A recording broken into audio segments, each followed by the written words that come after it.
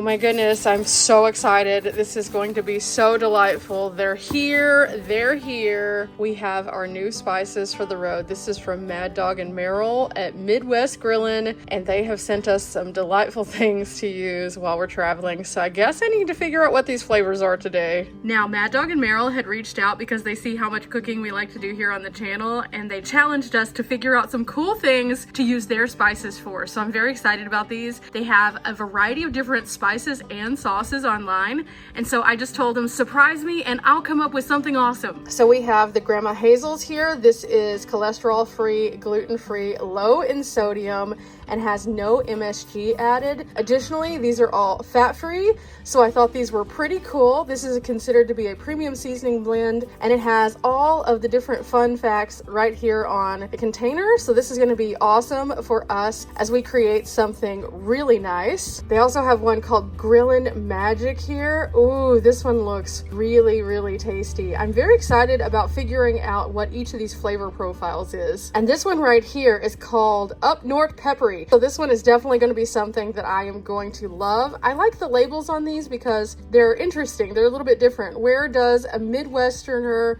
go on weekends? Up north, of course. And again, each one of these has a little story to go along with it, as well as the nutrition facts. So let's get to figuring out some recipes. First things first, I'm going to use this Grillin' Magic today, and we're going to use this in my breakfast burritos. So I've got a whole package of bacon here. I'm going to take this out, I'm going to twist it, and then I'm going to put it onto this pan right here, and that's how I'm going to bake my bacon. I like to do this because it keeps it from getting too crispy, so whenever I use it in my breakfast burritos, it's absolutely perfect, and then it's able to meld together with lots of flavors. Now, the reason why I chose the Grillin' Magic is because when you go over to the ingredients, it says here we have garlic, onion, bell pepper, salt, spices, and brown sugar, which is perfect for breakfast. Typically when I make my bacon and I put it on one of these baking sheets, I drizzle it with a little bit of honey, and so the honey and the brown sugar are going to bring out all the breakfast vibes that I want in these breakfast burritos. So it's going to be absolutely awesome, and I'm going to love the heftiness of the bite with the garlic and the onion. So I think this is a great way for us to use our very first seasoning from Mad Dog and Merrill, but also do something that's going to help me out on the road. I can throw these burritos into my Road Pro and just hit the road and go, and so I have something super easy for breakfast. And I usually make these anytime I come back to base camp,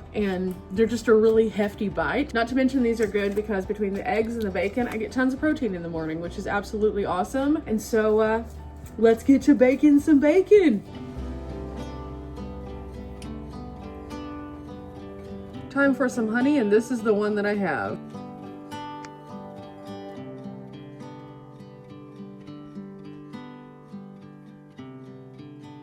Now it's time to shake. Okay, I'm just going to go over this with a light coating. I like to season my bacon because it holds in a lot of flavor while it cooks, and by twisting it like this, it doesn't shrink up as much, so you end up getting a better bite.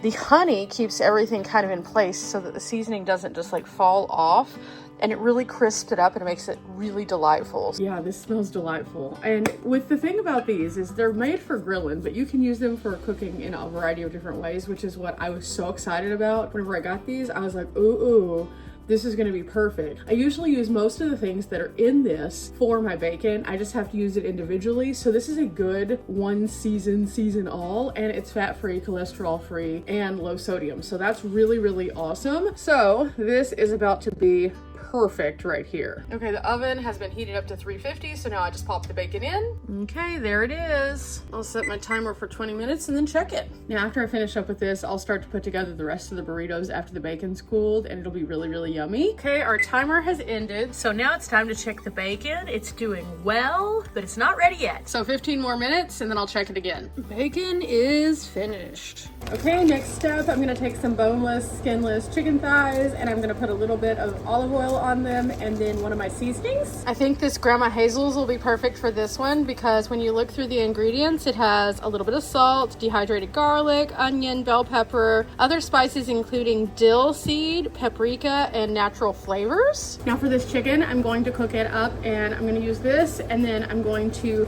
kind of flip it, use it on the back side, and then I'll take all of the chicken and I'll cut it up, and I'm going to make black bean and chicken burritos. I think this is going to be awesome because these are going to be high protein again with the black beans and then the chicken, and they'll just be something that I could either heat up in the Road Pro by itself, or I could put some enchilada sauce over it and have that.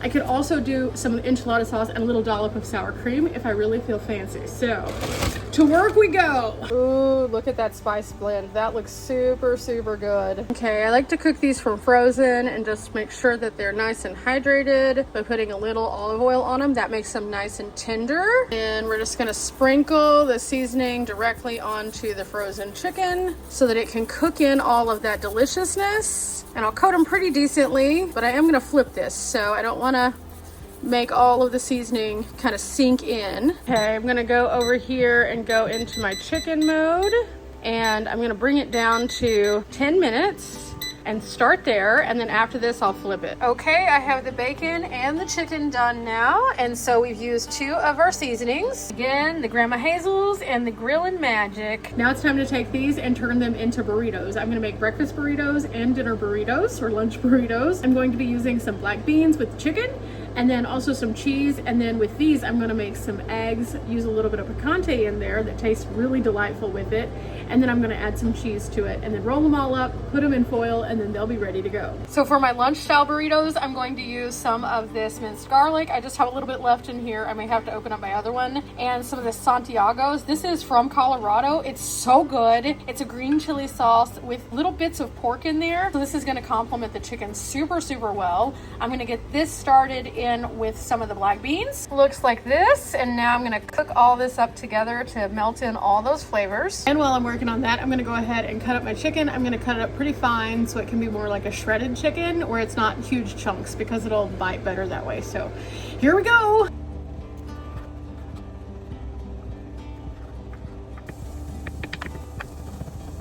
Okay, it's time to start assembling using our black beans, our flour tortillas, our chicken, and our cheese, and then I just need to get some foil. Okay, we've built up our layers of black beans, chicken, and cheese, and now we put the burritos together. And the best way to do this is typically for me to roll them over onto themselves like so, and then immediately pull the foil to hold it in place, push it down, pull it up around the edges to keep the ends filled and not overflowing, and then to wrap it the rest of the way with a tight roll, like so. And now it is ready to go into the Hot Logic or the Road Pro to heat up for my meal. Last but not least, I'm gonna label these black bean chicken. Now I just repeat this process several times, and then I'll get started on my next dish in just a minute, which is the breakfast burritos. This is why I do days like today, where I know it's gonna take a while to do these things kind of in segments, but at the same time, I have the time while I'm here at my base camp preparing, and so it's really nice to be able to cultivate these good flavor profiles. I was pricing burritos, and I was kind of looking around at the various styles of burritos that you can pick up in the frozen section. On the cheapest side, for $1.25, you can find a Dollar Tree burrito pretty regularly anywhere you go. Every so often you'll find a special where you can find like a tiny little frozen burrito for like 89 cents, but they're literally like this big. They're not very flavorful. They're mostly just the tortilla. And so I decided a long time ago that whenever I have opportunities to stockpile, put them in my freezer, I will. And so that's why I started doing this, and I'm really happy that I have. On my last trip where I took out my freezer and I had a whole bunch of pre-frozen just items with me, I ended up reducing my budget when it came to my buying on the road, my foods, by about half, just by going into it with the idea of I'm gonna take food with me as opposed to picking it up along the way. And items like this are very handy for that, because I can make 7 burritos today, that's 7 meals. I can make 10 different breakfast burritos, that's 10 breakfasts, and I can stagger out a little bit more of my budget that way. And then additionally, with the meat that I'm going to be cooking later on, that will get me through a lot of meals. So that's the cool thing about this. Got a lot of work to do though. Let's keep going. Okay, chicken and black bean burritos are all finished, and I have them in here to freeze. After they become hard as a rock, I'll be able to use these in just various places in the freezer. I am going to have to go to the store because I ran out of foil. You know, pretty frequently we talk about the various points of my travels and how I travel to kind of convince you guys to live life a little bit more fully. but also how it's important to me that while we're living life more fully, that we're also getting out here and doing things that financially make sense. I think that that's what kind of spawned my travels in the first place. Was I had this sense of adventure and wonder, but I didn't really know how to make it work. And so I would have to use small budgets to go big places and see how far I could go. I've kind of talked about that on my channel before, but I understand that whenever you guys see me in this eternal travel of I travel about 75 to 80% of the year, that it can become a little overwhelming, especially if you're a weekend warrior who's like, hey, I just don't have a lot to get out there and do stuff. This is how you save money. You use the things that you already have. And so as we're doing this today, this is a reminder that if you want to get out there and you want to do something, you do not have to be full-time. You can get out there for a week, a day, a month, all year. The options are limitless. It's whatever works best for you and your particular budget and also your job. That's what you should do. Instead of letting the world dictate that you can only do van life if you're willing to be full-time. Don't do that. Tell yourself, hey, I want to get out there and go fishing on the weekends. Okay, cool. Take your food with you and it cuts the corners of the budget a little bit. Take something with you that allows you to have the things that normally you'd have to spend extra money on that you might already have at your house and just adapt them. Don't worry about building this elaborate van. Use the things that you already have. If you have a camping cot that you've used before or one that you have in your spare bedroom, put it in a vehicle. See if it's comfortable.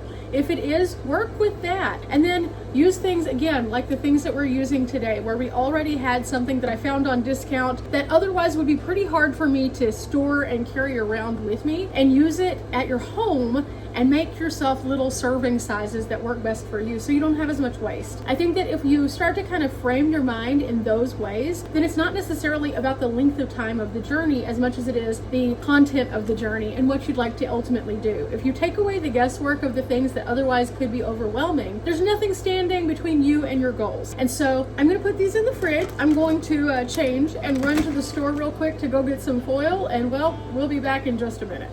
Okay, off to the store. It's 107 in the van. Woo! So this is going to be a pleasant drive. It shouldn't be that bad though. I'm only going to be in the van for a few minutes and it should cool down. So yeah, this is why we're trying to get back on the road into cooler weather, because it's been very warm here and super humid because we've been getting a lot of rain early in the summer, and so it's like sweltering. So off to the store I go. Hey, here we are at the DG Market.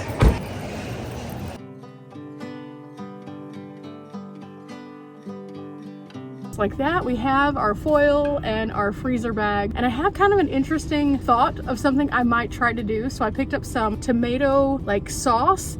Sauce cans are hard for me because they're too big for me to use in a single setting, and if I put it in just my collapsible containers, what happens is it seeps out the sides or it stains the container. So I'm trying to avoid doing that. At the same time, I like to have pasta sauce just every so often for different things. So I was reading online and I figured out that I can take it and freeze it into little serving sizes and put them into a freezer bag so it doesn't stain everything in my fridge. So I'm gonna try to do that. We'll see if it works out. I got the stuff so let's go back to my base camp. Okay, we're gonna get started on this. I opened up my can and I have these little bunny molds, and so I'm just gonna fill these up with sauce, and then we're gonna stick it in the freezer and see what happens. We're just gonna go for it. We're just gonna make this happen. This is gonna take me a minute to do this, but I just need to kind of smooth in a bottom layer, make sure it goes all the way out to the edges. This isn't quite a full can of sauce, but you can see I've been kind of just like shimmying it and getting the bubbles out, and then I take my spoon and I go back in and I kind of maneuver it around to make sure it's going into like the ear section and that everything's kind of even. I need a little bit more on a couple of these, but what I'll end up doing is after I finish freezing these, I will figure out approximately how much serving wise that I would need for a full serving in any dish, and then I can just know, oh, I'll need 3 bunnies for this, or I'll need 4 bunnies for this, and then I'll make it a lot easier of a metric so that I can consistently have a certain amount. Now, this is something I'll probably work on a little bit more tomorrow also, just because I want to go ahead and do possibly 2 cans, and I can either use a different size container or I can use these twice. So it's going to take a bit for this to freeze though. Okay, they're in, and now we wait to see if this works, and then if it does, I'll make some more. This idea and others could be handy, and if it is, this would be something that as I'm on the road also I might want to explore doing. I have some little tiny like cupcake things that I can use in my air fryer.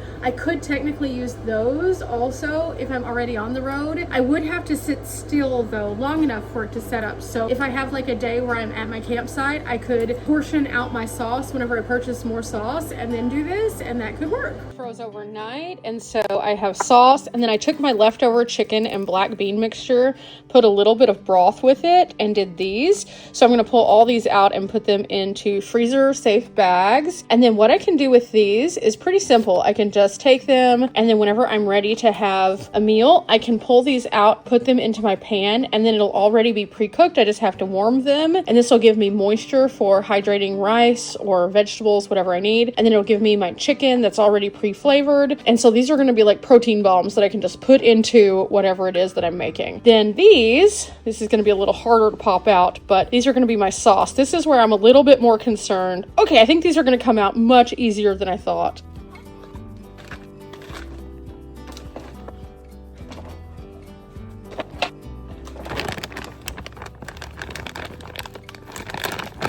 Okay, these are finished. Now I can put them back in the freezer and they're good to go. And so I'm gonna finish up my pasta sauce. I'm gonna do another round of these, and this is gonna be super handy. So I'm really excited this worked out. I just need to make sure they don't defrost before I'm ready for them. Okay, my blueberries have thawed, so I've gone ahead and put them into my chopper here. Time for a little bit of this and this.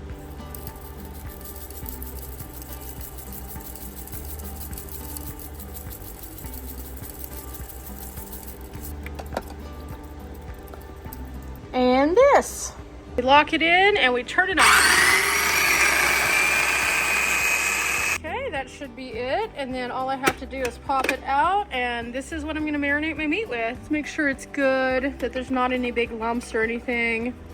Yeah, looks pretty good. Okay, I'm taking my mixture and then I'm just slathering up my meat here, and then I'm gonna cook it slow and low for several hours. I need to turn it though so I can get the other side real quick. What the blueberry does is it actually breaks it down and makes it a little bit more tender, and so it's really, really tasty. What I normally do is I slather it with this, I let it cook for a while, and then as it starts to cook down, I'll add some additional spices so it can get a little bit more of a bark on it. Okay, last but not least, it's time for breakfast burritos. So I'm going to scramble my eggs and then also add a little bit of salsa to it. I like to get this one, which is just medium picante. It's pretty decent. It has good flavor to it, and it really holds in the moisture to the burritos for the breakfast burritos. Then I'm gonna chop up my bacon, and I'll put all of that together with a little bit of cheese, roll it up, throw it in the freezer, and we'll be done.